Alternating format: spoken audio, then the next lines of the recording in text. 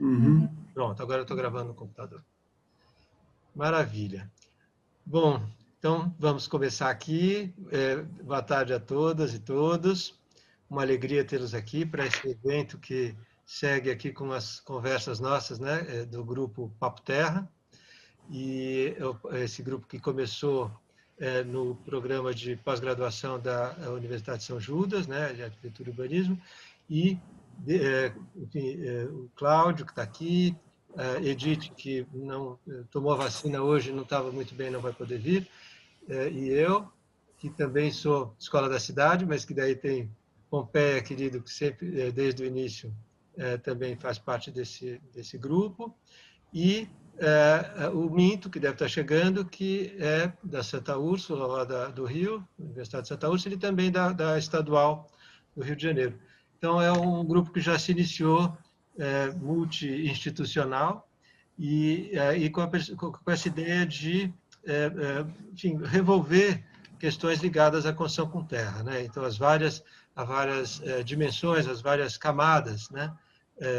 Referentes ao construir em terra crua. E hoje, né, temos essa alegria de ter o Popec, que é do grupo, mas que hoje vai mudar um pouco o lado do balcão e vai ficar aqui como enfim, o celebrado, né, e que vai contar um pouco para nós esse olhar que ele tem, né, ao longo de toda a caminhada dele aí, para a terra crua como material de construção, coisa que pratica, né? É uma das pessoas que, para mim, é referência quando eu penso em terra, construir com terra, né? É um construtor que constrói com, né? Da pantecnia, né? Mas é um grande conhecedor da terra crua e, sobretudo, do pau a pique, né? Da tapa de mão.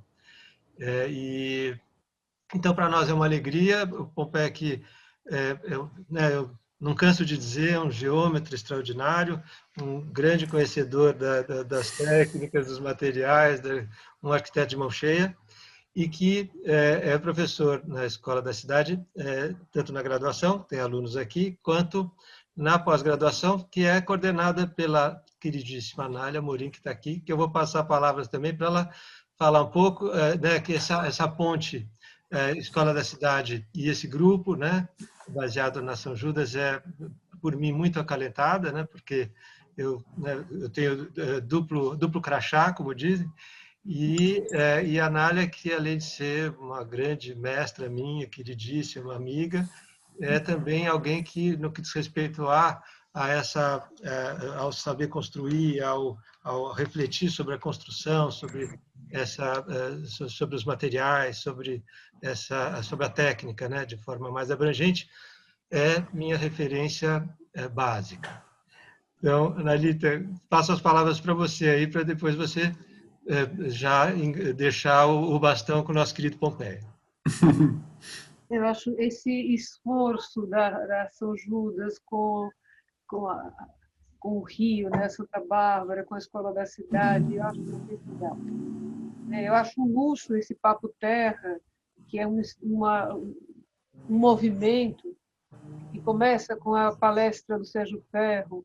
Né? Hoje a gente recebe o Pompeia com uma avidez de ouvi-lo.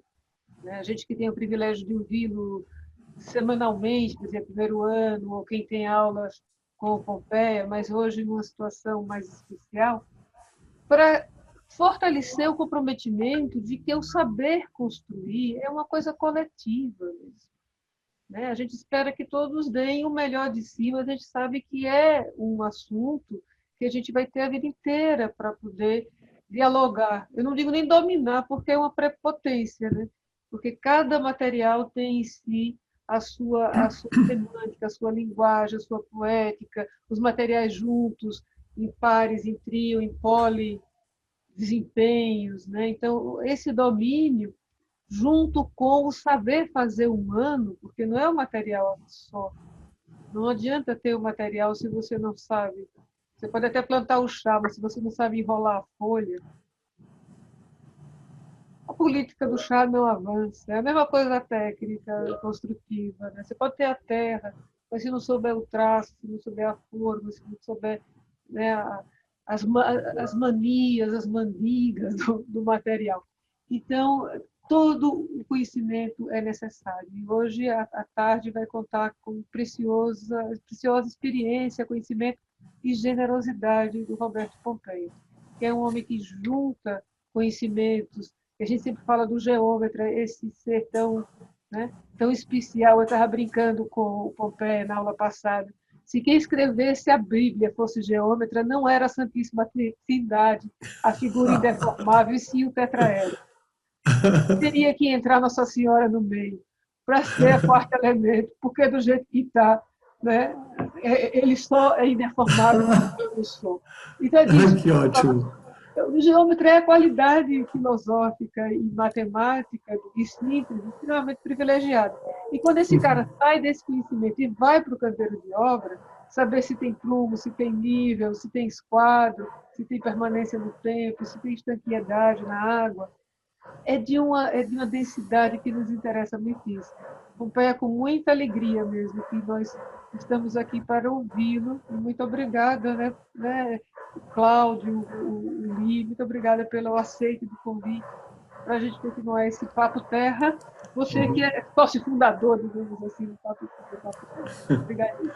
Agradecimento coletivo. Palavras suas. Bom, gente, boa tarde para todo mundo. Em primeiro lugar, queria agradecer muitíssimo, né, ao Li, ao empenho do Papo Terra, o grupo do Papo Terra, que fez renascer em mim muitas coisas que estavam ali quase esquecidas no mundo, que parecia uma coisa inconsistente ou sonhadora, né? E as coisas comigo sempre vão acontecendo assim, aos trancos e barrancos, muito por acidentes, né? Eu acabei me encantando com a questão da construção em terra por várias vias diferentes, né? E é que eu vou mostrar um pouquinho para vocês.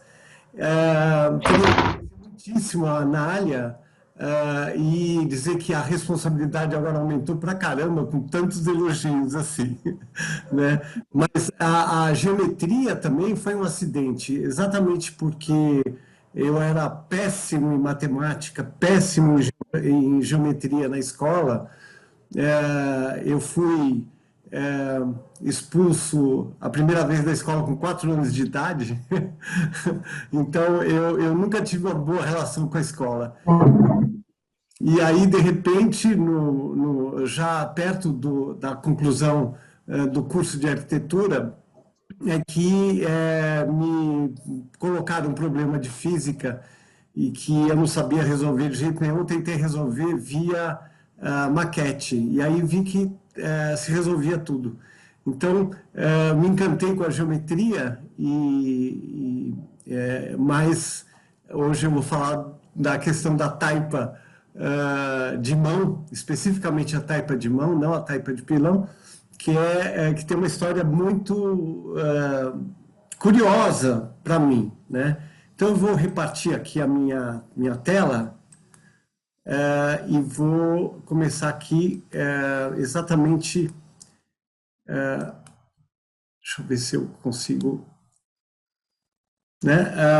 Vou começar exatamente com construção em taipa, por quê? Né? A Nádia estava falando da importância do saber construir, e a gente no curso da pós da Escola Cidade, que é o Conceber e Construir, uma das coisas fundamentais que tem nesse curso é que a construção nunca vem sozinha, né? Ela não é simplesmente um caminho técnico de se construir alguma coisa.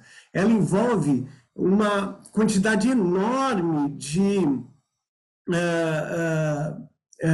elementos, principalmente sociais, né? É muito importante a gente deixar bem claro que quando eu projeto uma construção feita em blocos de concreto, isso envolve não só a pessoa que vai construir, mas envolve também todo o sistema produtivo que envolve o bloco de concreto. Quem vai carregar, da onde vai sair o cimento, a brita, a areia, como é que isso vai ser montado na obra, qual é o peso, qual é a umidade que o bloco de concreto absorve, etc. Né? Então, não só isso envolve, mas também a questão que a Nália estava colocando muito bem, de que é um fazer coletivo inevitável. Tá? Muito bem, eu quero começar com essa imagem. Essa imagem, para mim, é emblemática. Eu estou aí no cruzeiro da aldeia de Carapicuíba, né? Aldeinha, né?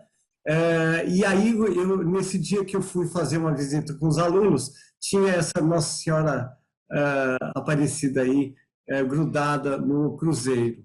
E aí, isso ganhou uma dimensão muito grande, porque a visita era para conhecer a Taipa de Pilão, que está atrás de vocês, que é uma igrejinha construída em 1580, na década de 1580, de Taipa de Pilão. Né? Então, nesse dia foi muito impressionante a quantidade de elementos que nos envolveram. E a aldeinha, agora visto da igreja para o outro lado, do lado oposto, a gente tem as casas em pau a pique. Né? Então, essas casas aí estão desde a formação da aldeia. Né? Claro que a taipa requer manutenção, então cai um pedaço de terra um dia, você vai lá e repõe com a terra do próprio quintal, né? Dá uma rebocada e tudo bem, ela está aí, né, aguentando com muita honra, né, esse tempo todo. Né? Então, como isso aí, essa aldeia pertinho da minha casa, ela me influenciou demais na minha formação.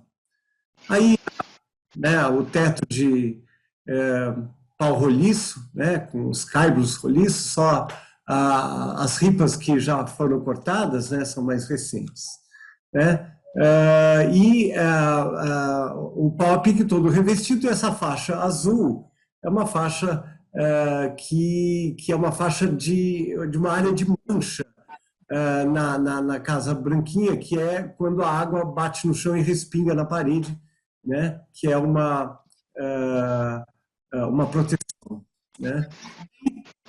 Nesse dia a gente viu esse rapaz carregando uma laje prel, né? Um painel de laje.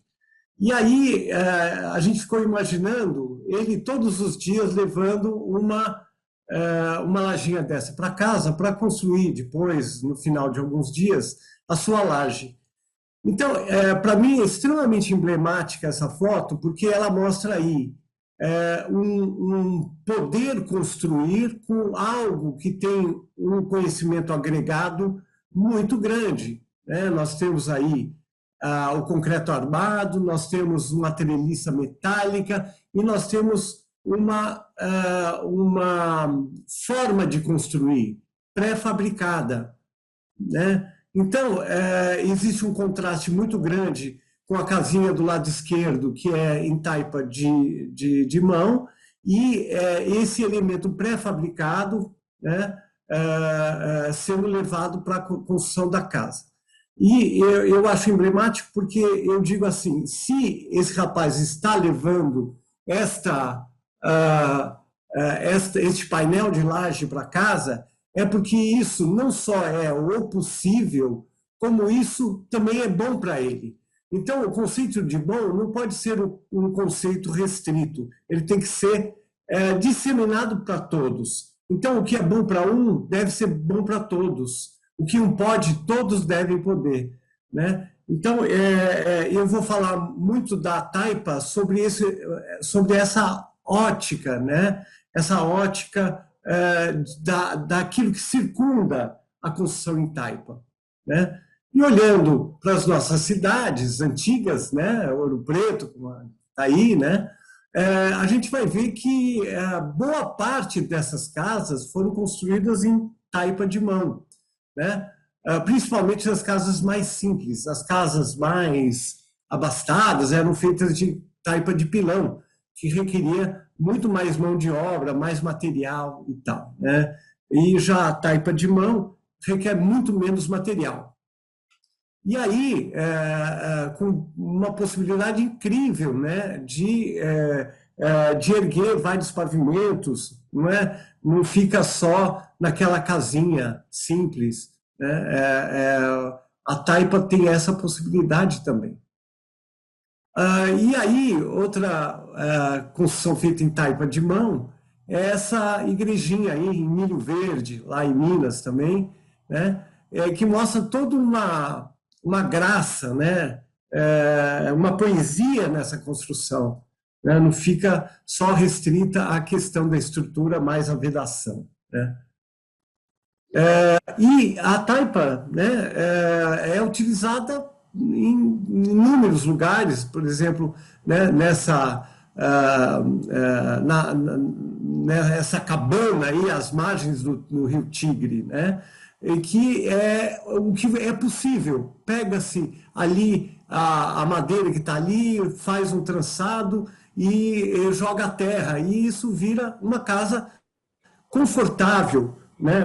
Porque a Terra é de fato confortável do ponto de vista térmico, né? Ela é um grande isolante, ela tem uma inércia térmica muito boa e isso permite que você tenha um conforto dentro dela. E aí também na Idade Média, né, tinham construções em taipa com vários andares, como por exemplo essa aí, né, na Alemanha, que tem 6 pavimentos, né? E construções seculares também, como a Vila Imperial, lá de Kyoto, né, que a Nália teve lá agora há pouco tempo atrás, né? E é também feita em taipa, né, de mão, né, o pau a pique. Mas essa construção, particularmente, além de ter a construção feita em pau a pique, ela tem uma modulação muito clara. Ela tem painéis, se vocês olharem, né, ao fundo, painéis que têm uma modulação bastante rígida, né? Essa modulação, ela é uma modulação que, por um lado, leva em conta a dimensão humana pelo tatame, né? O tatame é uma pessoa deitada, o contorno que tem, né? Que se faz, um retângulo que se faz uma pessoa deitada, né? Que tem as dimensões aproximadas de 90 por 1,80. E esta construção, além de ser modular, ela ainda tem um rigor muito grande respeitando o material que está sendo usado. O que estabelece o ritmo dessa construção? É o material que se tem, né? O material que se tinha no local que aguentava vencer um vão compatível com o que está aí. Então, essa lógica é uma lógica industrial, né, do começo do século passado e que veio até o meio do século passado em alta, quando se fala em construção pré-fabricada. Aqui é uma casa também feita em estrutura de madeira, com os painéis de taipa, que é a casa do Kenzo Tange, aí em 1951, 1953. Uma casa bem emblemática, ela virou agora um símbolo da arquitetura japonesa, e ela foi toda reconstruída em maquete. Parece que ela já não existe mais, essa casa.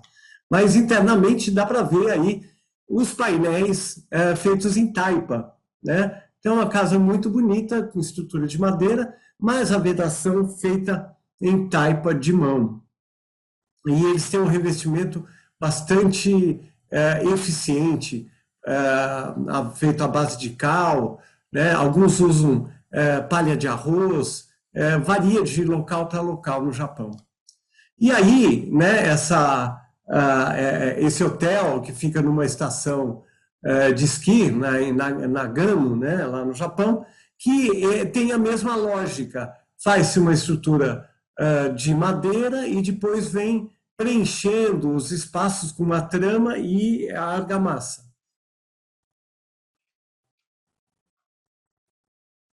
aqui, por que não está indo? Muito bem. E aí, uma das pessoas que mais me influenciaram na arquitetura foi esse arquiteto, né, de Recife, Anália que me corrija, se ele é de Recife de fato, Acácio Gil Borsoi. E o Acácio, né, eu adorei a introdução desse artigo, porque é o construtor de ideais, né? Então, quando o arquiteto projeta, ele não projeta só a construção, né, aquela construção específica, ele está projetando uma ideia, uma maneira de se ver o mundo, ele está projetando uma amplitude social enorme, os desejos de uma sociedade melhor, de um ambiente melhor, mais bonito, mais agradável, mais confortável e mais, principalmente, justo, né? Então, Acácio Gil Borsoi foi um desses arquitetos incríveis que pensou muito sobre como dar conforto à maior parte da população. E aí ele bolou esse sistema pré-fabricado de taipa, de mão.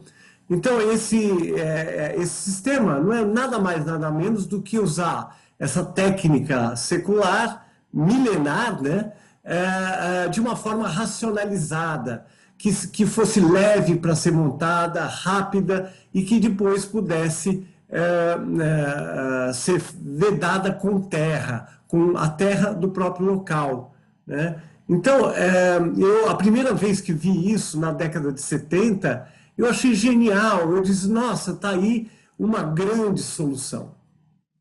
Muito bem. E aí, alguns detalhes da casa pré-fabricada do Acácio Gil Borsoi, que do lado esquerdo aqui a gente vê a planta da casa, um sistema modulado, numa malha modular, né, quadrada, e eu sempre insisto nessa tentativa de se projetar os espaços junto com um grid, né? Na realidade, eu me lembro da minha avó fazendo tricô, e ela sempre fazia tricô, não, bordado, e o bordado era feito em cima de uma tela. Não importava o tipo de figura que ela fosse bordar, mas sempre era em cima de uma tela, que era o apoio, né? Era a estrutura do bordado, né? Então, quando a gente vai projetar, é muito importante que a gente tenha em mente um pouco a questão não só do volume isolado, mas do volume aliado a um sistema estrutural, né? E o sistema estrutural é que vai dar o ritmo, que vai dar a repetição de um elemento, que vai dar a harmonia dessa construção. Então, eu acho muito legal poder trabalhar com um sistema modulado e um sistema que vai claramente, né, deixar os seus elementos à vista como se fosse uma música, uma sinfonia, né? O Goethe falava que a arquitetura é música petrificada, né? Eu gosto de repetir sempre isso, os meus alunos sempre me ouvem falar disso, né? Então, esse sistema construtivo do Acácio Gil Borsoi, ele, além de ter a taipa, ainda deixava muito clara a harmonia dos seus elementos. E outra pessoa que pensou muito nisso foi o Zanini Caldas, né? E o Zanini também estava fazendo uma proposta para habitação popular. E eu, quando coloquei esse texto aí, estava escrito casas populares.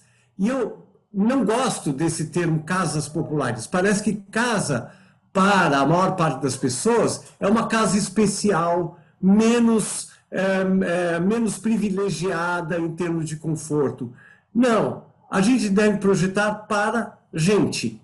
Não importa que tipo de gente. Todos devem morar de uma forma digna, né? Então, não tem casa popular, é casa para todo mundo, né? Então, e aí, mais fácil de construir, ótimo, né? Com qualidades incríveis, como, por exemplo, né, essas casas aí. São casas dignas, são casas com um alpendrezinho na entrada, de proteção da porta, elevadas do chão, por conta da adaptação da casa no terreno, sem ter que ficar fazendo terraplenagem, na possibilidade de isolar a casa da umidade, né? Então, a partir desse momento, não só do Zanini, mas da arquitetura japonesa, eu comecei a fazer as casas todas elevadas, né? Sempre com colchão de ar no chão. Muito bem. E aqui tem a planta da casa do Zanini, que curiosamente tem essa divisão interna, né? Eu sempre mostro essa divisão, dizendo que a casa caipira, que não tinha o banheiro incluído, nem a cozinha, até banheiro e cozinha ficavam para fora, depois a cozinha entrou, e depois finalmente o banheiro entrou. Mas aqui é muito legal, porque o lugar onde se dorme, quanto é a área do dormitório em relação à área total? Quanto de área é um dormitório em relação à casa total? Um quarto. Exato. Então, um quarto. Por isso que o dormitório chama um quarto. Por isso que a gente chama um quarto de dormir, o dormitório é um quarto da casa. É interessante isso, né? Algumas palavras vêm da construção, né? Muito bem. E essa casinha, ela tinha uma maneira de pensar a estrutura que eram com ripados, madeira que você encontra em qualquer lugar, né? Mas eu fui copiar esse sistema e acabei enfrentando alguns probleminhas que vocês vão ver aí para frente, tá? Outra coisa que me influenciou demais foi em 1984, 85, na prefeitura da USP, havia um programa de construção de casas e de creches que estava sendo proposto, esse programa estava sendo proposto pelo arquiteto Silvio Savaia, né? Que capitaneou aí um programa de uso da terra misturada com carbureto, que era um refúgio das siderúrgicas, para se agregar da terra e fazer blocos de terra cal, chamado terra cal.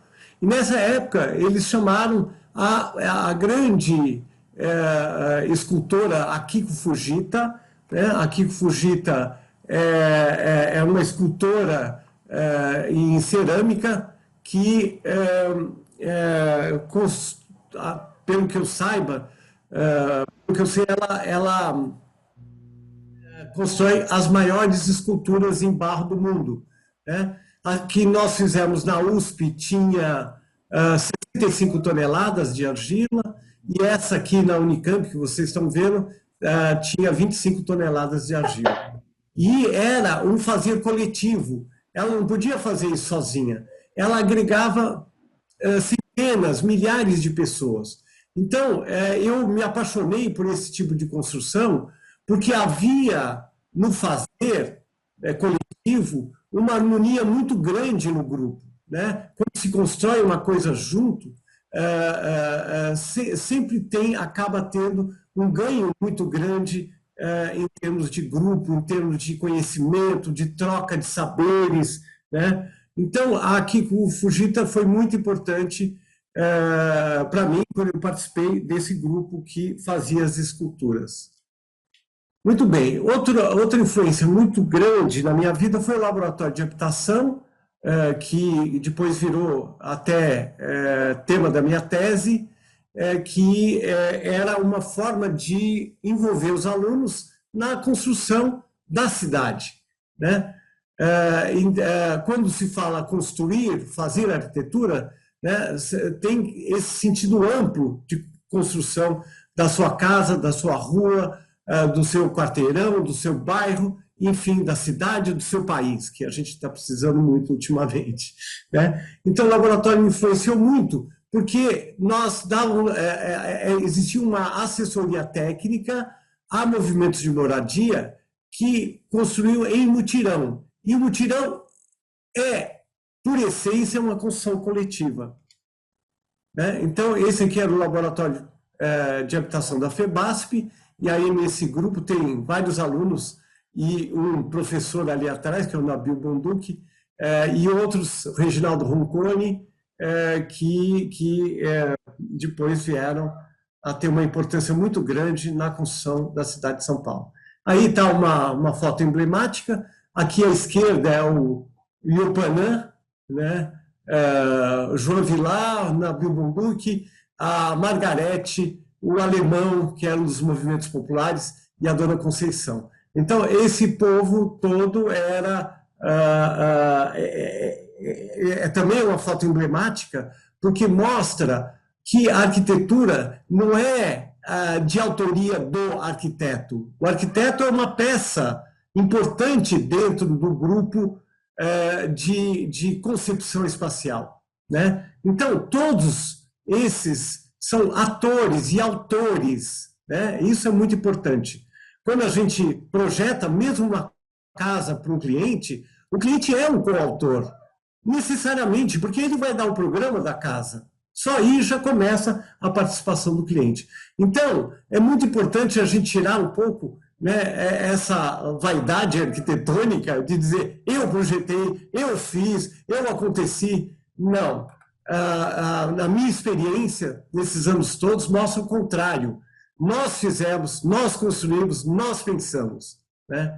Então, tem que trocar o eu pelo nós. Tem que trocar o ou por e. Né? Isso é uma frase do Buckminster Fuller. Ele falava que a sociedade vive uma doença que é um ou outro. E ele diz que é um e outro que faz a diferença.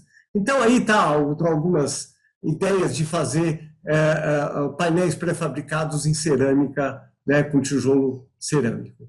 Muito bem. Mas o que é importante disso tudo é que esta favelinha aqui, que chama Recanto da Alegria, começou os primeiros passos com a construção de terra com taipa de pilão. Tá?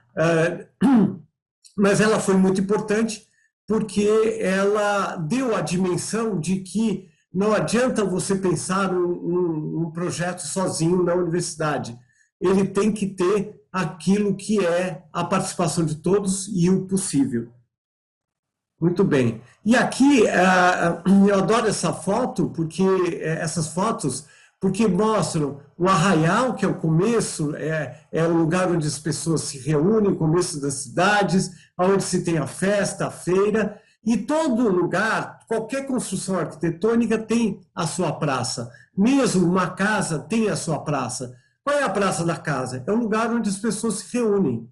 Né? Normalmente, isso popularmente acaba sendo na cozinha, porque tem o fogo do fogão, tem o cafezinho, tem o bolo de fubá, tem o pão de queijo, então ali é um lugar incrível. Mas o que eu gostaria de chamar a atenção é que existe uma coisa que chama dignidade, né? E essas casas são simples, mas extremamente dignas. Né? Esses arraiais são incríveis. Aqui já é um projeto também do Laboratório de Habitação da Unicamp, e aqui já uma execução de um dos mutirões. E eu adoro essa foto que eu tirei numa favela que eu estava fazendo o trabalho aqui em Osasco, e aí eu vi essa senhora com uma clara identidade, né, que afastou 1 metro o seu barraco para poder plantar suas ervas, sua hortinha, as suas flores, né? Então, ela está trazendo uma identidade fundamental que, às vezes, a gente acaba perdendo pela violência da injustiça na cidade. Aqui, levando os meus alunos também num trabalho de mutirão, na creche que essa comunidade construiu, estava esse menino fazendo um trabalho que a palavra principal é o respeito. E a palavra respeito vem do latim, que é para trás, expectare, ou seja, olhar para trás. E olhar para trás é fundamental para se obter o valor das coisas. O valor das coisas não está na coisa, está naquilo que a coisa significa, ou seja, no significado. E o significado, o que, que ele é? Ele é um processo. Ele é um processo. Então, o valor está no processo e não no resultado. Né? Eu sempre pergunto assim, qual é o objetivo de um alpinista? E muita gente, o objetivo do alpinista é chegar no topo. E aí eu falo, mas se é chegar no topo, por que ele não vai de carro?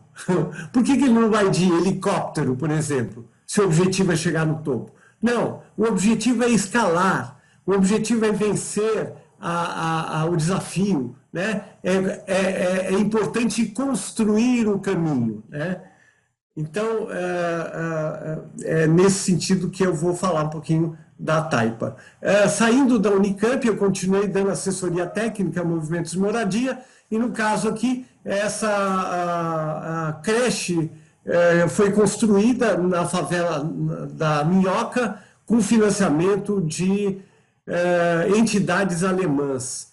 E eu tinha proposto de se construir em Taipa, né? Uma parte foi construída em pau a pique, e com o material que tem no lugar, né? E aí eu enviei o projeto para a Alemanha e os alemães devolveram dizendo que estava muito legal, mas que a declividade do telhado estava errada. E aí eu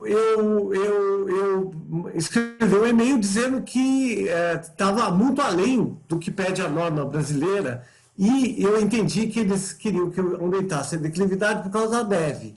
Aí eu escrevi, e aqui não neva, né? E aí eles responderam curto e grosso, e se nevar? Bom, aí eu não quis brigar com eles, acabamos aumentando a declividade do telhado, e foi possível assim colocar o sapé do próprio lugar. Quer dizer, nem foi minha proposta, não foi projeto meu, não, foram os próprios mutirantes que disseram, bom, vamos cobrir com sapé, então, muito bem, os alemães aí adoraram. Enfim, a ideia foi, essa mureta não foi construída em Taipa, foi construída em alvenaria, a maior parte da creche foi construída em alvenaria. No final, a parte central da creche acabou sendo substituída a cobertura de palha, né, de sapé, por telha. Não pelo fato do sapé ser ineficiente, não. Foi feita a troca porque eles morriam de medo de pegar fogo, né? Enfim, aqui a gente usou o terreno do jeito que ele estava, fizemos aí uma série de caminhos elevados para não ter que mexer na terra, né? Então a creche acabou ficando assim, né? Mas o projeto inicial era com Taipa. Muito bem. Outro lugar interessante que influenciou demais a minha vida foi essa escola que eu dei aula para crianças de 1ª a 8ª série. E sempre o tema construção estava presente. E eu acabei fazendo umas salas de aula, que foram essas aí que vocês estão vendo, com o eucalipto roliço, que tinha ali na rua. Nós ganhamos esses eucaliptos, os postes, né, que foram desmontados. E aí, com isso, construímos a escola, foi legal porque esse lugar, deixa eu ver, voltar, essa praça era um lugar onde iam construir as salas de aula. E eu resolvi empurrar as salas de aula para o vazio, para o barranco, né, para criar aí a praça da escola. E hoje é uma praça muito bem-vinda aí para as crianças, né? Enfim, aqui não teve Taipa, mas o projeto já era usar Taipa. Vamos ver. Aqui é interessante, né, que os alunos usavam a própria coluna para fazer o Jornal da Coluna, né? E foi muito engraçado, antes de eu construir, de fazer o projeto, os alunos avaliaram o projeto e pediram na Assembleia para que eu justificasse o uso da madeira. Por que eu estava usando a madeira? Ia destruir árvores e tal. E aí eu já não estava mais na escola, e eu fui e fiz uma explicação do projeto, mostrando que madeira é energia solar e que uma das maneiras de preservar o planeta era usando madeira. Então, eles aprovaram, eu só pude construir porque eles aprovaram, senão não poderia. Enfim, foi muito legal. E aí, recentemente, a professora aí da escola, Cristina Xavier, foi fazer um trabalho nessa escola, que é exatamente a construção de um dos laboratórios da escola. E como lá tudo é coletivo, todos os alunos participaram do projeto. Então, aqui são as várias questões relacionadas ao projeto, né? Aqui é o local de construção, né? Isso tem que cavar, deixar plano, tem que ter uma torneira, ou seja, é a maneira que os alunos, cada um pôde expressar a sua vontade de forma esquemática, né? Aqui outro, né? Projetando. Então, o trabalho da Cris é incrível, incrível, né? E tem uma menina que trabalha com ela, né? Trabalhou com ela nesse projeto, que hoje está aí também participando de um projeto da Escola de Humanidades, né? E aqui, olha, gente, que coisa incrível que é esse projeto.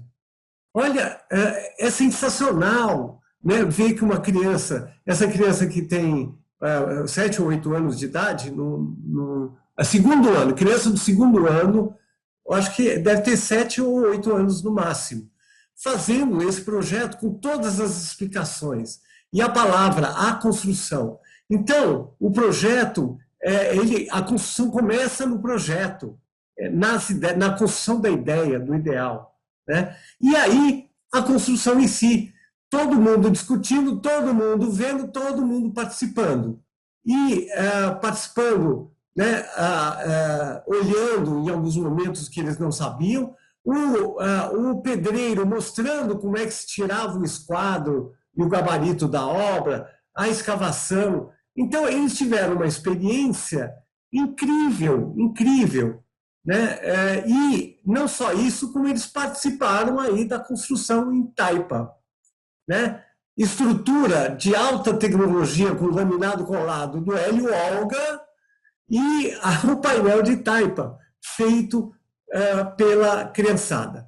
E eu acho fantástico isso, porque é uma vivência que eu adoraria ter na escola.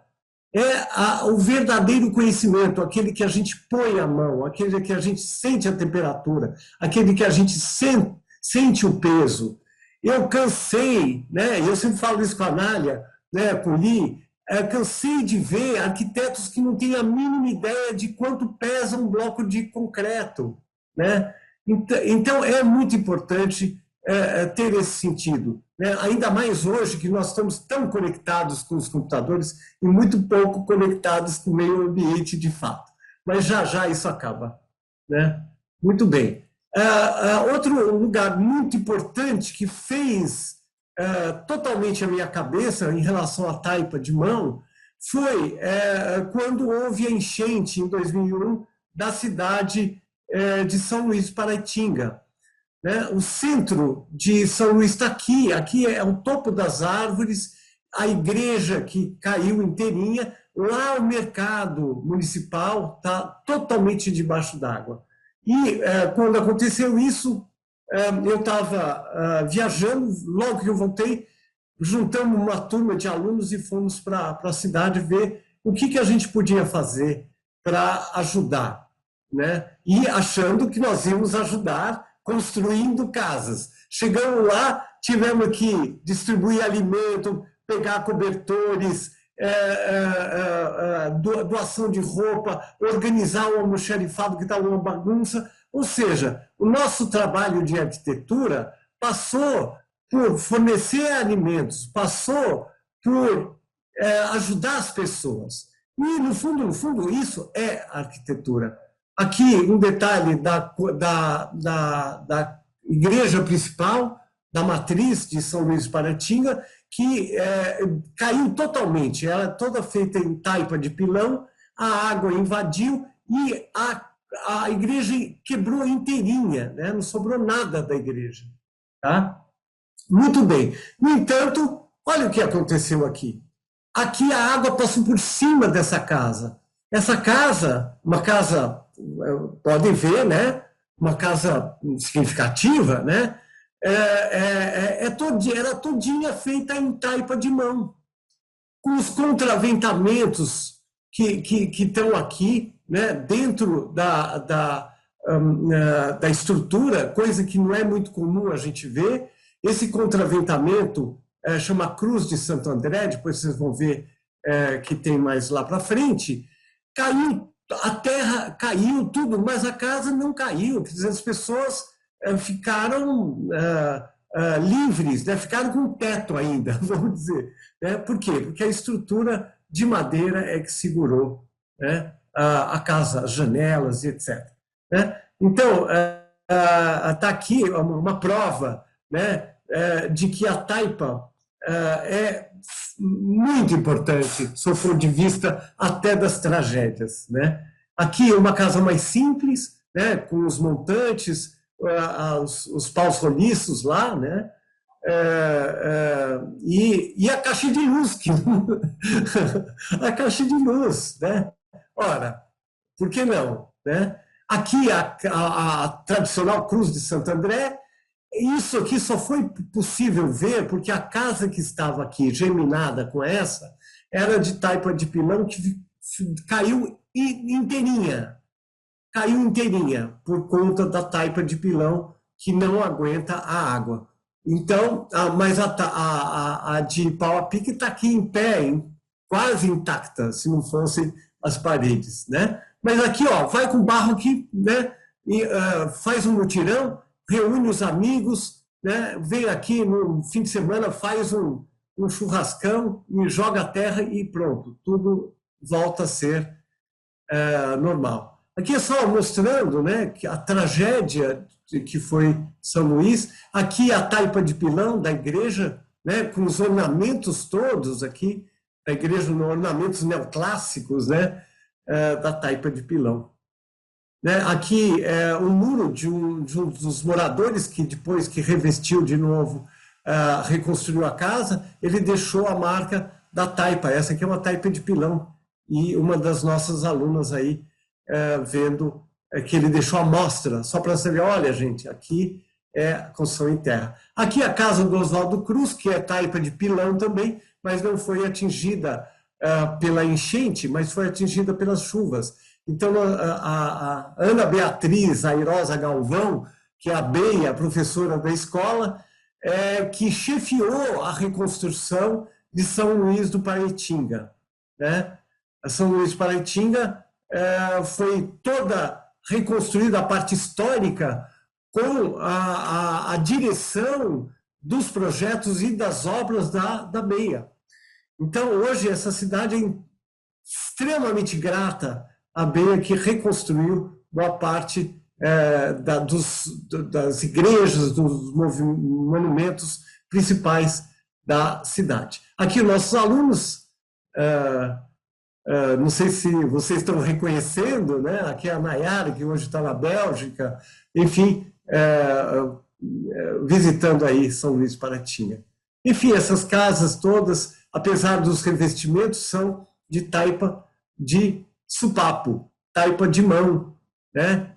Então aí está a cidadezinha com muita dignidade, né? E aí, na reconstrução, houve uma licitação pública, que a gente já sabe como é que são, né? Com um sistema de construção em PVC.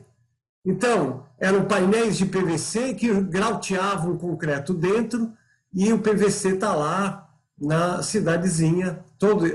Isso aqui era a construção das casas para as pessoas que perderam as casas, né? Todinho em PVC. E aí a gente, né, vê, esse foi o cartaz que estava lá na obra, né? Royal do Brasil, o futuro é PVC. Isso criou uma certa urticária, né, nos alunos da escola. Quando a gente viu isso, nós fomos visitar isso, né? Enfim, agora uma visão, né, absolutamente deliciosa da natureza aí no Saco do Mamanguá, numa casinha que chama Taperinha, que eu passei muitas férias aí, e aí eu pude acompanhar a construção da casinha, que foi, né, no Saco do Mamanguá, a casinha que foi construída, não é projeto meu, isso é projeto do pessoal de lá, e todinho em taipa. Aí eu acompanhei, né, a construção, eu disse, nossa, que sorte a minha, né, poder estar lá acompanhando, né? Aí fizeram um embasamento com pedras tiradas do próprio local, que eram usadas para o calçamento de Paraty, né? Então, essas pedras serviram para fazer o embasamento da casa e serviram também como apoio dos esteios, né, da construção em taipa. E aí, aqui as coisas só chegam de barco, né, não dá para chegar de carro nem nada, então é muito importante a construção leve. Então a taipa de mão tem essa vantagem, são todos elementos muito leves, fazendo uma construção que pode ser uma construção grande, né? Aqui o Adriano, que é o construtor de taipa, ele mostrando, eu disse, mostra aí, como é que vocês vão fazer?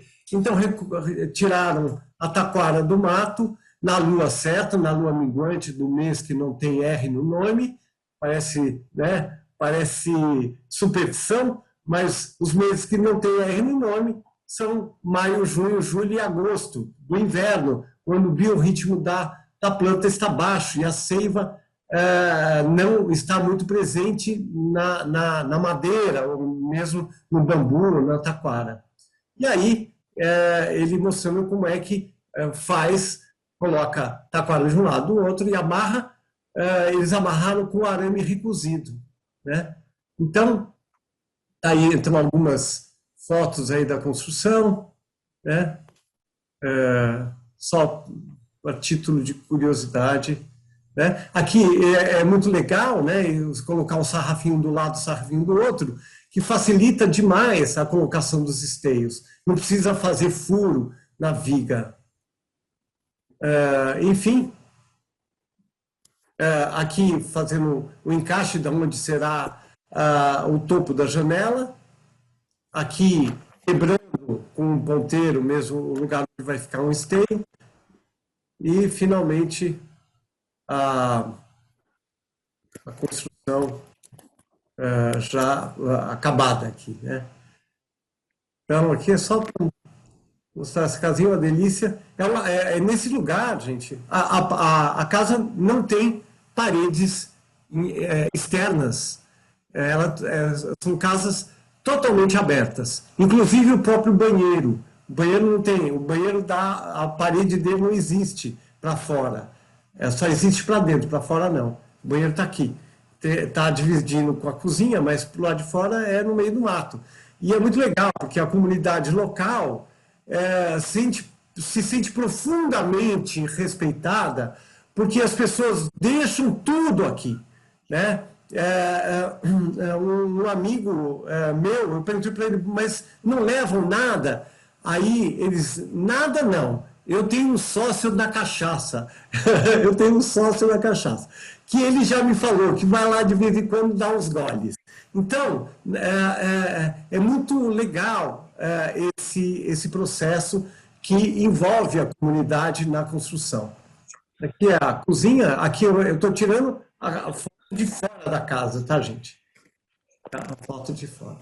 E aí um grande amigo, um arquiteto da Embraer, ficamos muito amigos, porque a gente faz parte de um grupo da escola Pandavas, que é uma escola rural em Monteiro Lobato, e lá ele projetou, nós fizemos o projeto da escola, juntos fizemos um trabalho juntos de como projetar escolas rurais, super interessante, e uma das ideias é poder fazer escola com taipa de mão. E muitos moradores falam, mas taipa de mão, pau a pique é coisa de pobre, vamos fazer casa de material.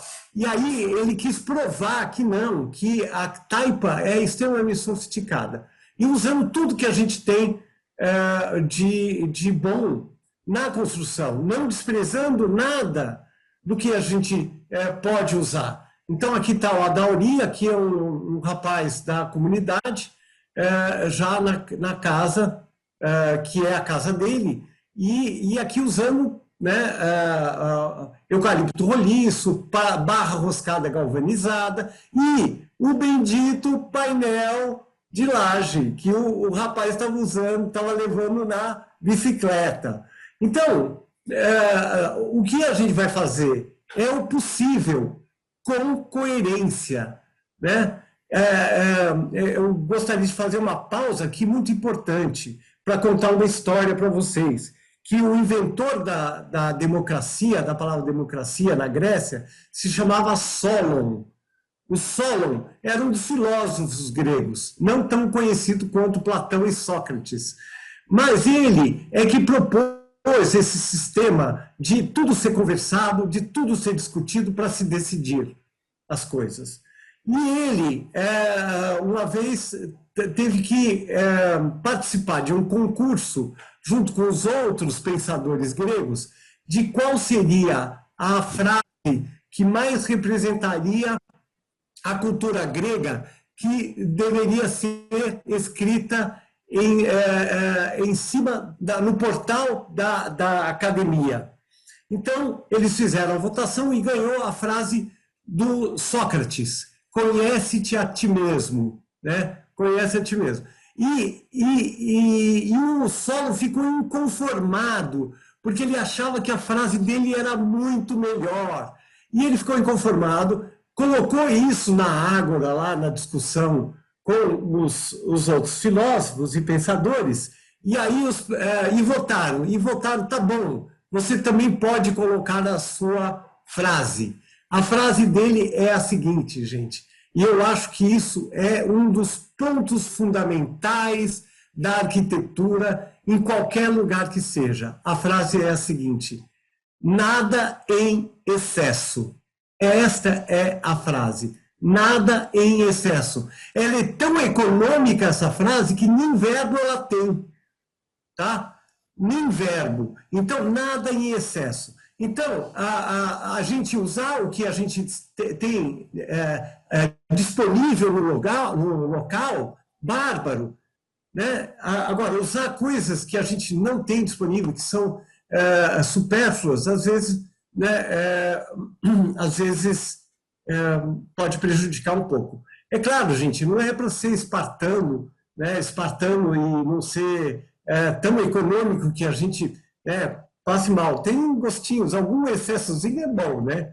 Mas, enfim, nada de muito exagero. E aí ela é toda suspensa por essas estruturas de eucalipto roliço tratados, né? Aqui tem um console que recebe, né, a viga de apoio das lajes. Então, aqui precisava de uma bloca bem grande para passar aqui para poder aparafusar, né?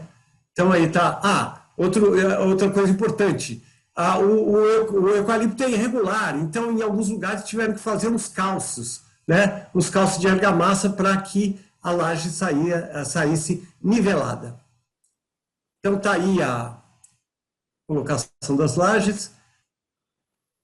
E aqui um dos construtores fez questão de falar que as únicas ferramentas que ele usava para construir eram essas três aqui. Eu achei bárbaro, né?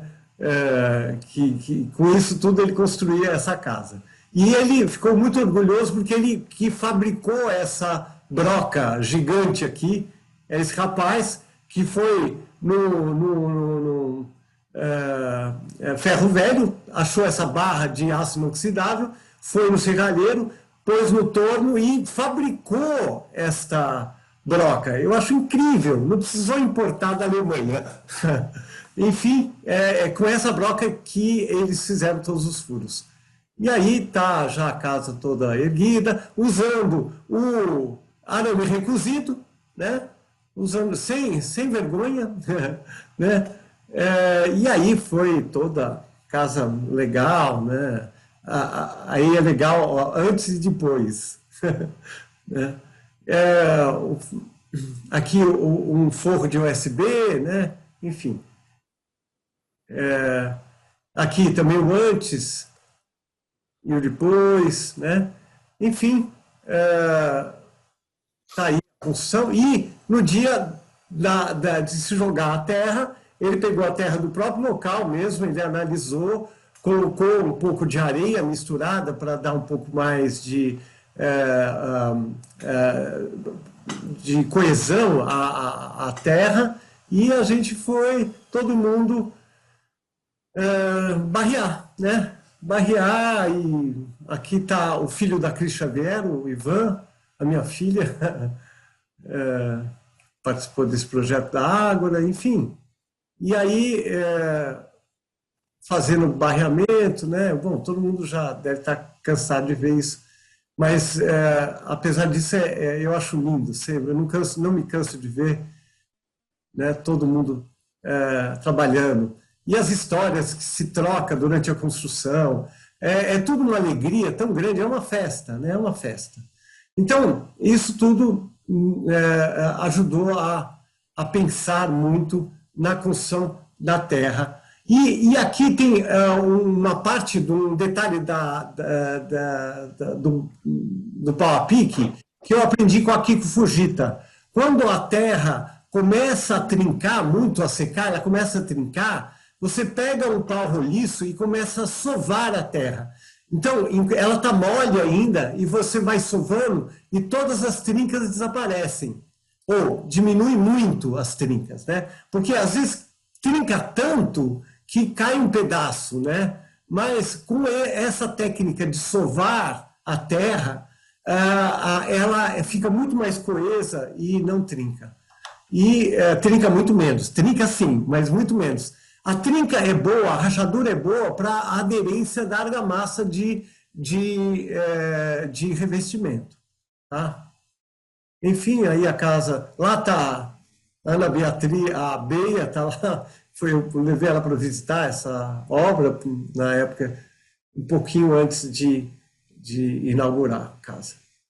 Muito bem. E aí, tudo isso, né, com essa carga toda, né, de histórias que foram construindo um pouco a minha formação de arquiteto, eu fui chamado para fazer um trabalho grande no Pantanal, que era construir escolas e casas para a comunidade ribeirinha no Rio Paraguai, 64 quilômetros de Rio Paraguai, incluindo um lugar mais longe, que era o Parque Nacional do Pantanal. E aí, isso era um projeto, né, desse Acaia Pantanal, que uma das articuladoras desse projeto foi a Licó, que foi uma das professoras aí da escola, professora de desenho da escola, né? E aí estava aqui a proposta de doação de projetos arquitetônicos e de comunicação visual ao Parque Nacional do Pantanal Mato Grossense, em Poconé, Mato Grosso, que eu fiz parte desse grupo. E o Pantanal é isso, né, gente? Era isso. Era isso. Não, mas ainda é. Isso aí não vão conseguir destruir tão facilmente. Mas é um lugar apaixonante e cheio de problemas também, né? Muito bem. E aí, a Escola Jatobazinho foi a primeira escola que eu fiz o projeto. E esses desenhos todos eram feitos, ora em casa, ora no aeroporto, porque você tinha que esperar muito tempo, pegava 3 aviões para chegar lá, né? Então ficava horas no aeroporto. Então, muitos foram feitos em guardanapo de restaurante, guardanapo não, naqueles papéis que eles colocam para colocar o prato em cima, tal. Então, aqui, lado esquerdo era o projeto original, com a grande praça da escola, os edifícios de salas de aula, dormitório dos alunos, porque os alunos moram na escola, porque as distâncias são muito grandes, não dá para ir, enfim, de barco para a escola. Então, os alunos têm que morar lá. Então, fiz esse projeto já em painéis de taipa, né? Foram todos projetados em painéis de taipa pré-fabricados. A ideia era fabricar os painéis em barcos, usando a mão de obra local e principalmente formando adolescentes. Fazia-se no barco os painéis e ia se distribuindo pelo Rio Paraguai ou até mesmo no Parque Nacional. E um dos aprendizados da Unicamp foi trabalhar com paredes ortogonais à parede de vedação, porque isso permitiria a estabilidade da taipa sem ter que depender de colunas e estrutura, né? Então, essas eram a sala, com mezaninos e tudo, né? Um programa junto com a Gisela Weinskopf, que é uma educadora. Enfim, aí é o lugar da escola, e aqui já a construção do galpão principal, da construção das casas dos alunos. Aqui um outro edifício que está sendo construído aqui para fechar a praça. Aí uma visão. Aqui já a escola funcionando, os painéis lá, mas ela acabou sendo construída em alvenaria. O pessoal da fundação que estava apoiando ficou meio receoso de usar o pau a pique. Talvez eu não fui chamado para participar da argumentação, né? Porque se tivesse, eu garanto que teria sido feito um pau a pique. Mas aí, essa é a construção local, tá? Eu fiz uma pesquisa de 6 meses para saber como é que era a técnica construtiva, como é que era a maneira deles viverem, os espaços, para poder projetar as casas. Então, vi essa casa de pau a pique revestida com argamassa de areia e cal, incrível. Ela é uma casa palladiana, né? Com a nave central, 2 naves laterais, né? É uma coisa clássica, uma casa bandeirista, né? No Pantanal.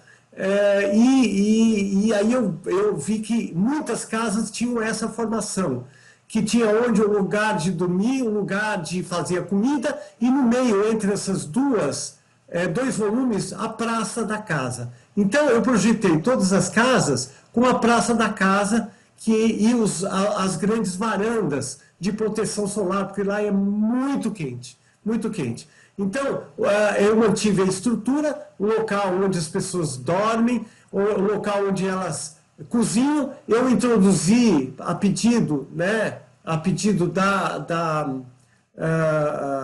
da fundação, eu construí o banheiro e a lavanderia, com 2 tanques aqui, né? E a praça da casa aqui, né? Essa aqui é uma outra casa que foi construída também. E aqui alguns estudos para fazer casas na beira de dos grandes lagos. Aqui a gente gosta, né, de viajar, né, mas muito legal, né, muito gostoso. E aí uma das casas que foi construída, ela foi toda projetada em taipa, para a taipa ser construída em cima dessa plataforma de concreto. Eu queria que fosse tudo em madeira, mas o pessoal me convenceu de que quando a água vem é uma correnteza muito grande e que as casas não resistiriam. Então foi feita uma plataforma de concreto, infelizmente, porque é material que vem dias e dias em barcaça no rio para chegar aqui. A parte de cima, toda a parte hidráulica foi feita em alvenaria, uma parte foi feita em taipa. mas logo, logo, eles mandaram derrubar a taipa e fizeram... existia um preconceito muito grande contra a taipa, por achar que é um material menos qualificado, né? Hoje, eu acho um material mais qualificado. Mas, enfim, tá aí a casinha com as ventilações, né? A parte interna, eu não tirei nem foto interna, mas ela tem uma praça central onde a iluminação e ventilação todas saem por aqui, ela tem sistema de ventilação natural e permite um conforto térmico muito grande. E eu recebi uma reclamação do porteiro, aqui é um porto, né, chama Porto Mangueiro, né, numa das margens do rio, um dos braços do Rio Paraguai, e o cara reclamou que ele estava passando muito frio. Ele passou muito frio, mesmo no verão. Aí eu fiquei super contente, porque eu disse, tem que fechar o chão, porque se não fecha o chão, o vento fica circulando muito. Mas o frio para ele é 27 graus, né? Enfim. Tá aqui a parte interna, dá para ver a praça da casa, né? Eu acabei cobrindo, né, essa praça, e fechando, porque aqui tinha a polícia militar, que era uma casa do lado. Enfim, eu queria... essa parede que foi construída em taipa, um pedaço ficou ainda, com os esteios aí. Mas, enfim. Essa outra queriam derrubar, porque era uma casa feita em taipa, mas ela era um ícone no Rio Paraguai. Eu disse, de jeito nenhum, os montantes de Aroeira, vamos recuperar. A gente recuperou a taipa toda, e a única parte que não deu para manter foi essa cozinha, porque estava muito deteriorada, mas eu fiz o mesmo esquema, aproveitei para ampliar a praça da casa. E aí fiz uma varanda na frente, a cor não é tão vermelha assim, viu, gente? É a distorção aí, um pouco. Mas a fundação achou por bem fazer tudo padronizado e aí pintaram a casa, mas eu fiz precisava aumentar, né? Criei esse telhado transversal primeiro, e tirei as águas de dentro, porque dava muito vazamento, e transformei. E hoje é muito importante que ela seja laranja, porque é o Porto Laranjeiras. Então, ela agora, aquele ícone que estava lá meio caidinho, agora ficou bem recuperado. E aqui é a praça da casa, dá para ver bem, as pessoas põem a mesa onde elas comem, né? E aqui o painel tem que essa parte é nova, o painel tem que fazer essas dobras para poder estabilizar, né? Usei balaustradas do colonial brasileiro também, enfim. Aqui o Parque Nacional, esse é um outro desenho que eu fiz também, assim, vai construindo a história, vai construindo o desenho, né? Aqui é um barco que existe, de fato, é exatamente esse, é um barco-hotel no Pantanal, e então as pessoas que vão visitar o Parque Nacional não ficam hospedados no parque, ficam hospedados no barco-hotel. Aí eu fiz um projeto da Casa de Barcos, tem vários projetos, aqui já existia, é a casa do diretor do parque, aqui também já existia essas duas casinhas, eu projetei essas outras, aí fui projetando todas com painel de taipa, aqui a Casa de Barcos, adivinha quem que me influenciou pra caramba para fazer esse estudo? O Lelé, obviamente, com os grandes sheds, né? Eu fiquei muito honrado de poder fazer esse desenho. Ele não foi construído assim, mas eu pude fazer esse desenho. E com todo o sistema de ventilação, passando por debaixo, né, aqui da construção, ventilando os ambientes, permitindo aí uma função bastante legal. E aí já lá no Parque Nacional, que sou eu, essa foto, e já depois de colocar os painéis, E aí aconteceu uma coisa muito engraçada. Eu projetei os painéis para serem parafusados um no outro. E aí, no primeiro dia de montagem, esse rapaz aqui, ele disse, bom, então vamos começar a furar os painéis. Pegou a furadeira e virou para o companheiro e disse, fulano, liga o gerador, porque aí não tem, né, não tem eletricidade. Aí eu disse, que gerador? Ele falou, o gerador do Parque Nacional, ou seja, para fazer os furos nos painéis, precisava ligar o gerador de um Parque Nacional inteiro. Aí eu disse, não, pode parar, vamos fazer no prego. Nós fizemos tudo no prego. Não tem um parafuso que eu projetei aí. Eu fiz tudo com arruela, tudo direitinho, que nada, foi tudo no prego. Segundo o professor Caruana, a melhor invenção da estrutura de madeira chama-se prego.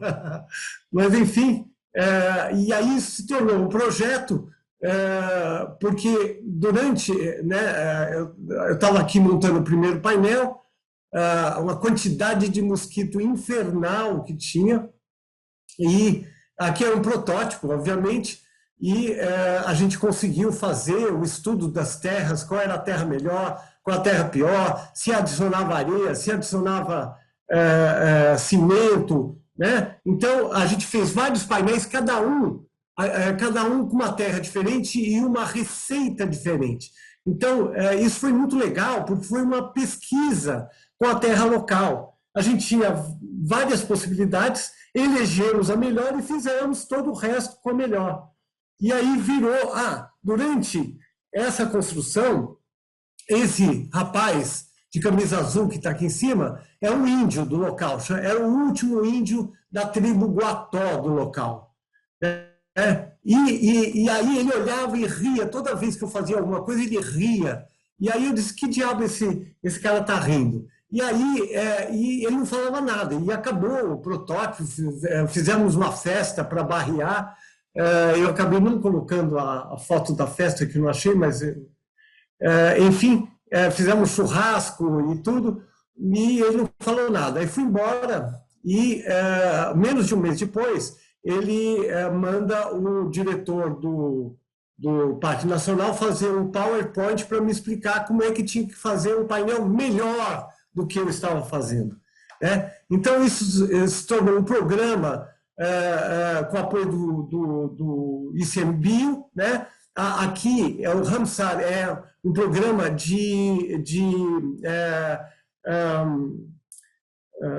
preservação das áreas remotas, né?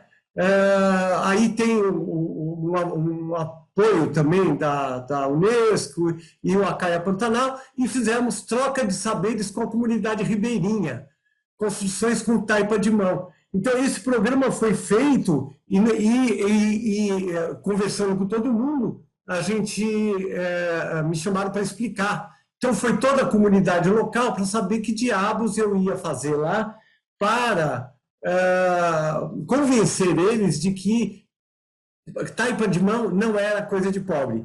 E aí mostrei mansões, inclusive feitas pelo Zanini Caldas em Angra dos Reis, todas em taipa. E eles ficavam assim. Eu disse, não, taipa é coisa de rico. Brincando, né? Mas, enfim, aí foram, depois que eu fiz os painéis, o índio construiu a casa dele com a taipa, né, de mão, comparando a taipa tradicional que eles fazem lá com os painéis que estão aqui do lado, para saber qual era o melhor. Nós vamos fazer, mas tem que ver qual é o melhor. Aí o índio mandou o PowerPoint para eu corrigir o tamanho do painel, que estava muito pequeno. O painel bom seria com 1,20 m e não 90 de largura. Não deveria ter madeira retangular, e sim madeira redonda para a terra dele melhor. E está aqui o painel do índio. Esse é o painel do índio, que usou a madeira de um desmonte de um galpão no Parque Nacional. Tá? Então, o índio disse, este aqui é bom. E ele gostou que eu introduzi no meio do painel a tela de arame galvanizado, tela de galinheiro. que dá mais aderência. Então, isso foi, o painel foi aceito, porque era mais rápido, que muita gente podia fazer,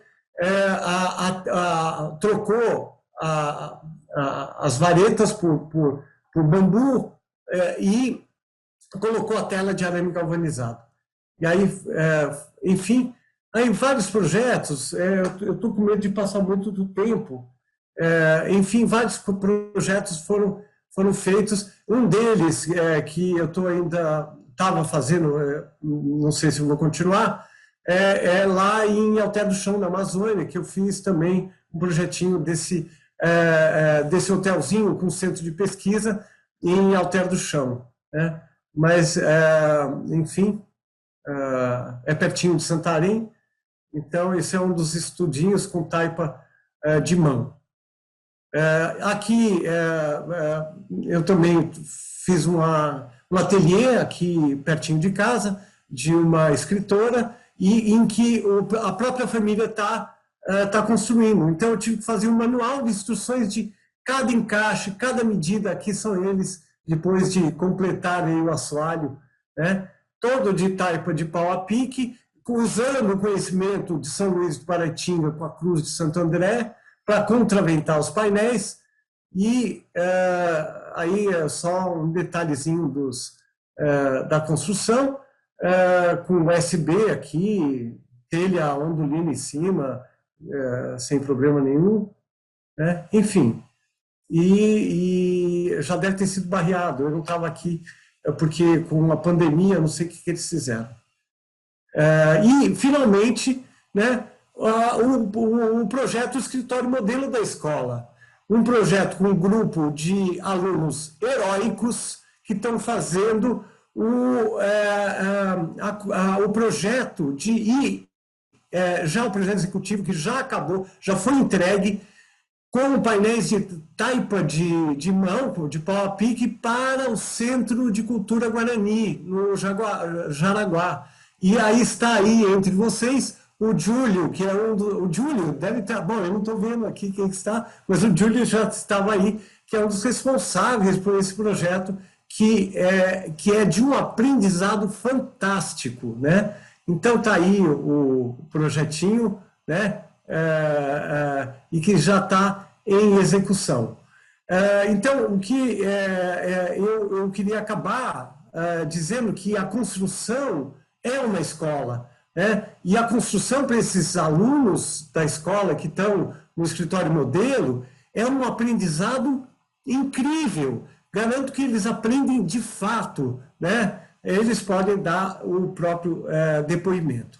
Então, eu espero não ter ultrapassado muito meu tempo, eu tive que falar um pouco correndo, mas era sobre isso, sobre a questão da construção coletiva, sobre tudo que envolve, que está ao redor da construção em taipa de mão. Então, muito obrigado. Oh, maravilha. Não, muito bom, Popé. Achei que está todo mundo, acho que comovidíssimo aqui.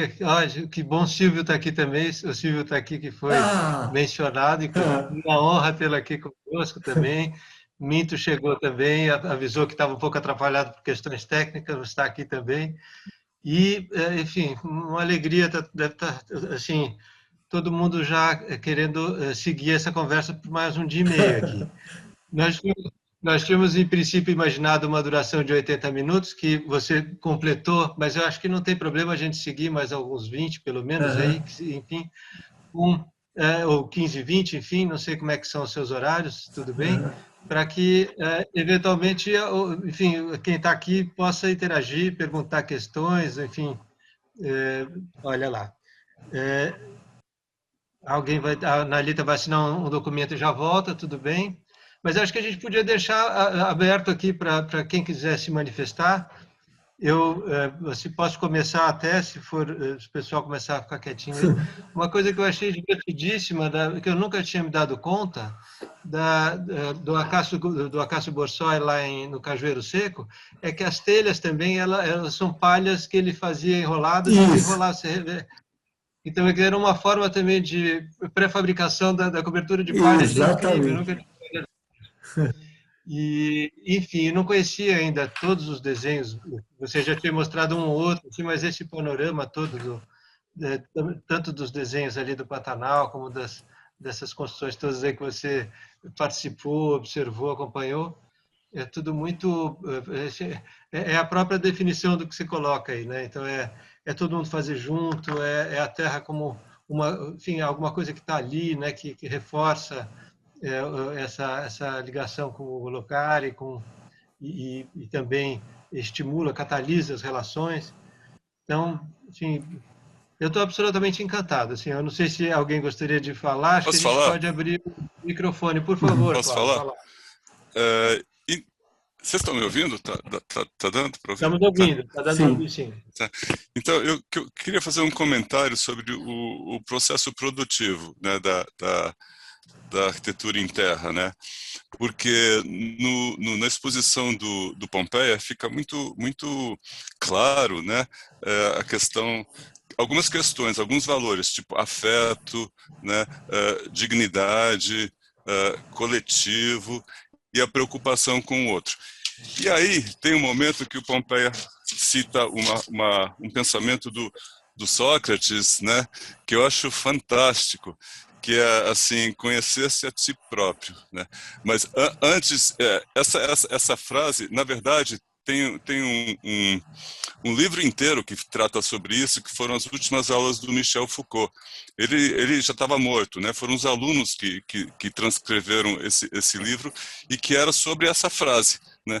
Então, antes dessa frase, ele fala o seguinte: cuidar de si, né? O que é cuidar de si? Cuidar de si é conhecer-se a ti próprio, através do olhar do outro.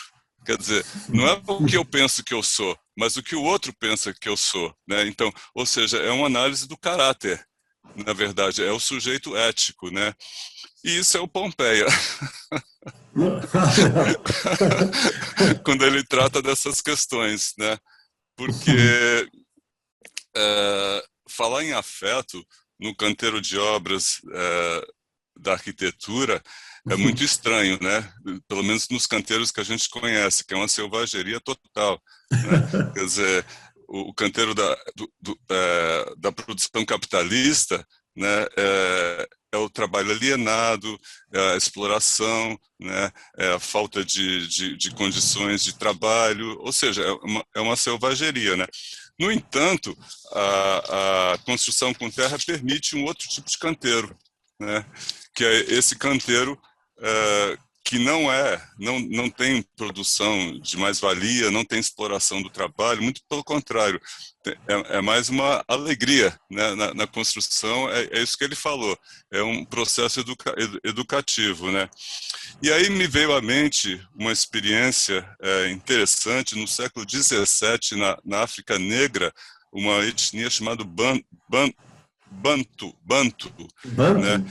Bantu, você já ouviu falar, mas é uma experiência de vivência social com base na não separação entre a experiência estética e a vida cotidiana de seus habitantes. Então, o trabalho era, ao mesmo tempo, lazer, era uma manifestação estética, era uma festa, né? Eles trabalhavam cantando e dançando na lavoura, né? Achei bastante interessante isso. Bom, e aí cai na questão mais conceitual, né, mais teórica, né, do conceito de trabalho feito com prazer do John Ruskin, do século XIX, e trabalho livre do Sérgio Ferro, né, que é atual, né? Quer dizer, uma crítica ao trabalho alienado nos canteiros de obras da arquitetura. Nesse sentido, no caso da construção com terra, é possível se falar em outro tipo de canteiro, né? Em outro tipo de trabalho, basicamente em autogestão e mutirão. E aí eu queria que você falasse um pouquinho da festa. Bom, a festa, além de ser uma troca de saberes, né, a festa também é o reforço da identidade local, né? Porque quando você vai barrear uma construção, você chama toda a vizinhança faz um churrasco, tem música, tem bebida, todo mundo se diverte, e é uma farra mesmo, né?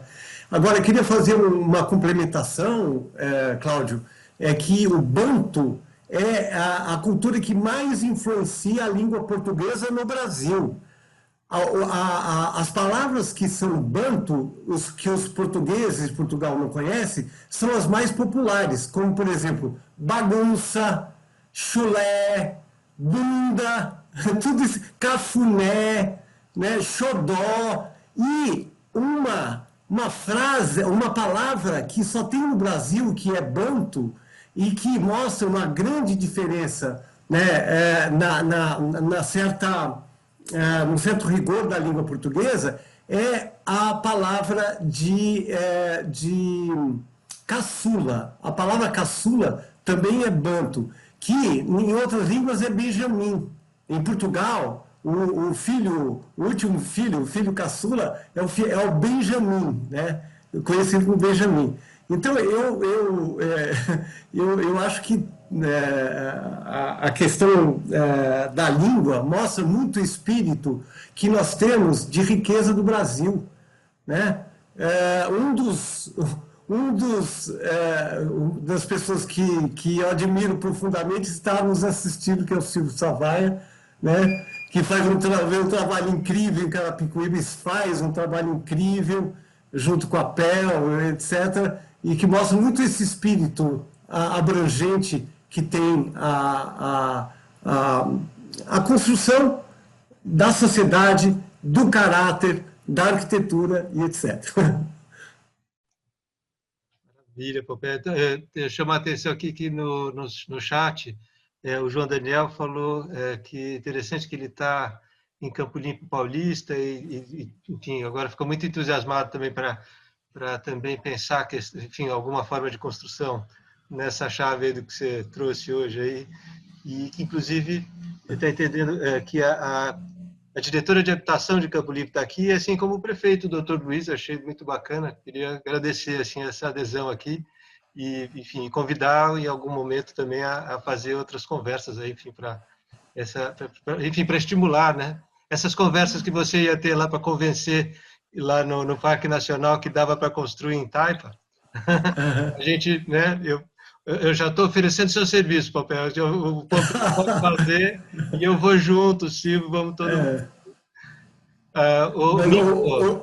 Não sei se o Minto quer falar, porque ele fica se mexendo na cadeira e comentou depois. Eu sempre sei que ele gosta de bater um papo aqui com a gente. Eu ia fazer um comentário, mas muito próximo do que o Cláudio comentou, mas na verdade um pouco mais provocador, né? A constatação que ele fez, eu colocaria como provocação, né? Antes um comentáriozinho, só lembrando que tinha uma questão também, Li e Roberto, lá no Cajueiro Seco, para além de toda essa riqueza desse desenho, o projeto dos painéis era o projeto do painel enquanto módulo, né? E existia esse movimento de, junto com as famílias, ir desenhando arranjos a partir dos módulos, né? Então, assim, não partia de um projeto de uma tipologia fechada, né? Mas sim de painéis possíveis. Então, o painel, o retângulo, o trapéziozinho, né? O triângulozinho lá de cima, e a partir desses painéis um arranjo. Isso é super interessante. Mas o que eu ia colocar, que eu falei assim, sobre o trabalho, era perguntar para o Roberto, assim, eu tenho super curiosidade de saber se ele enxerga caminhos para a gente recolocar essas práticas enquanto uma possibilidade que não seja excepcional, porque hoje esses trabalhos eles se enquadram numa qualidade de exceção. E eu vejo que a gente precisava recolocar tudo isso num lugar mais fora dessa condição excepcional, né? Que ela esteja abraçada pelo campo de todas as possibilidades reconhecíveis. Então, assim, se há caminhos ou se a gente tem um embate contra-hegemônico e que a gente sempre vai encontrar uma inércia paquidérmica em recolocar essas técnicas, então, que não são as hegemônicas. Se existe esse sopro de esperança. Nossa, Milton, obrigado por ter levantado essa bola, né? É uma coisa que eu queria falar muito. A construção em terra, ela é diametralmente oposta à construção do monopólio. Uma das ideias que, inclusive, a gente desenvolve lá no Conceber e Construir, é que várias comunidades podem fazer pequenas fábricas nos lugares onde elas estão para produzir os próprios componentes que elas vão usar para construir as próprias casas, né? Como é que eu vou ter o monopólio da terra? Não posso. Por exemplo, se eu vou construir com madeira laminada colada, eu tenho que pagar royalties para a Suíça, porque a cola que eu uso é uma cola de uma patente suíça, que é caríssima. Aí eu tenho que ter uma máquina sofisticadíssima, que é uma CNC gigante para fazer as peças enormes. Então, qual é a grande vantagem de construir com a terra? Qualquer lugar tem terra. E você até pode substituir. Vamos supor que você não tenha madeira à disposição. Você pode pôr outros elementos, mas a terra sempre tem um local, né? Então, eu vejo muito uma esperança de diluir a questão da construção e com a vantagem de poder se adaptar a características locais. Quer dizer, em nome da globalização, se perde a identidade. Então, muita gente acha que você reforçar a identidade é ir contra o espírito contemporâneo. E é justamente o contrário, a gente só vai fazer a riqueza cultural no mundo se respeitadas as suas características locais. É a diferença que faz a relação, e não a igualdade, né? Então, eu só posso trocar com alguém que tenha coisas diferentes. Eu não posso trocar com gente que tem exatamente o que eu tenho, né? Eu não troco nada. Então, eu acredito muito nas iniciativas comunitárias pequenas e localizadas em diversos pontos, né, que precisam, e na contramão dos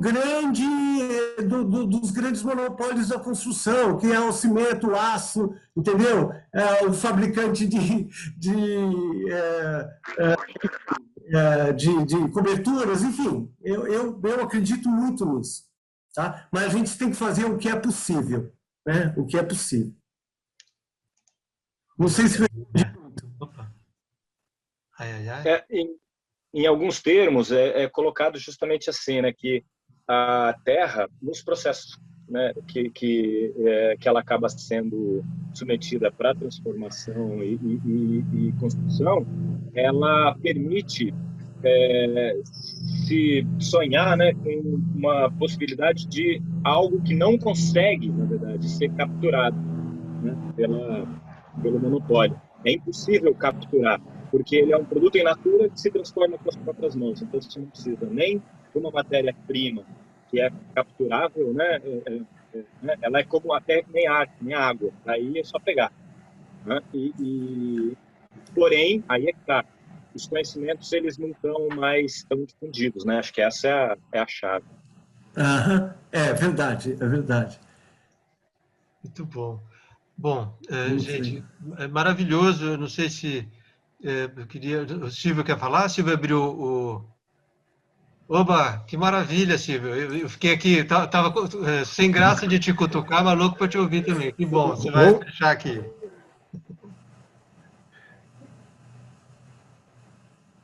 O que eu vi, fiquei muito feliz. Você avançou muito junto com todo o pessoal e dá uma alegria enorme ver que essa coisa está... Eu queria, no entanto, lembrar o seguinte: há uma diferença fundamental entre racionalizar e sentir.